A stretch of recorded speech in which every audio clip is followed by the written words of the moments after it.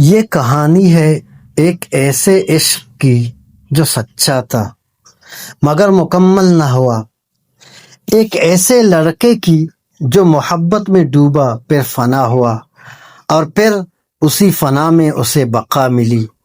انسانوں کی محبت نے جلایا مگر رب کی محبت نے بچایا۔ یہ صرف ایک کہانی نہیں، یہ ہر اس دل کی داستان ہے جو سچی محبت کی آگ میں جلا ہو۔ چلو آج تمہیں ایک ایسی کہانی سناؤں جو دل میں اتر جائے اور آنکھوں کو نم کر دے۔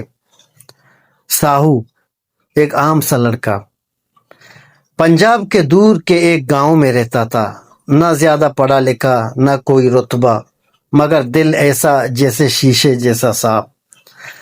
ساہو دن بھر کھیتوں میں مزدوری کرتا، رات کو ماں کے قدموں میں سوتا، کبھی مسجد کبھی مزار، زندگی بس ایسے ہی چل رہی تھی۔ پھر ایک دن محبت آ گئی۔ میلے کا دن تھا، ساہو نے پہلی بار زینب کو دیکھا۔ چہرہ چاند سا، چال پانی جیسی، آواز خواب جیسی۔ ساہو کی دنیا رک گئی۔ ایک پل میں اس کا دل قید ہو گیا، اور قید ایسی کہ رہا نہ ہوئی۔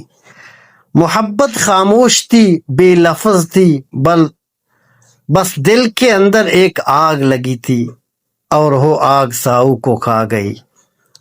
زینب کی شادی شہر کے ایک رئیس لڑکے سے طے ہو گئی۔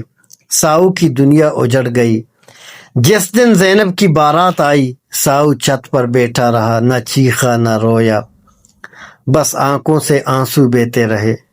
لوگوں نے کہا بھول جا، قسمت میں نہیں تھی، مگر ساہو کے لیے یہ جملے زہر تھی، ایک زہر۔ ساہو نے کھانا چھوڑ دیا، سونا چھوڑ دیا، بازاروں میں ننگے پاؤں پھرتا، کبھی روتا کبھی ہنستا، کبھی زمین پر لیٹ جاتا۔ لوگ کہتے یہ پاگل ہو گیا، اور وہ تابی محبت نے اسے پاگل بنا دیا تھا۔ پھر ایک دن ایک فقیر ملا، درخت کے نیچے بیٹھا ہوا۔ ساہو نے اس سے پوچھا، فقیر بابا یہ عشق مجھے کھا گیا، میں کیا کروں؟ فقیر مسکرایا اور بولا، بیٹا عشق اگر انسان سے ہو تو توڑ دیتا ہے، مگر عشق اگر رب سے ہو تو جوڑ دیتا ہے۔ بس وہ دن تھا ساہو نے انسانوں کو چھوڑا اور رب کی گلی میں آ گیا۔ نماز، ذکر، قرآن، تنہائی۔ اب وہی ساہو جو محبت میں پاگل ہوا تھا، اللہ کے عشق میں ولی بن گیا۔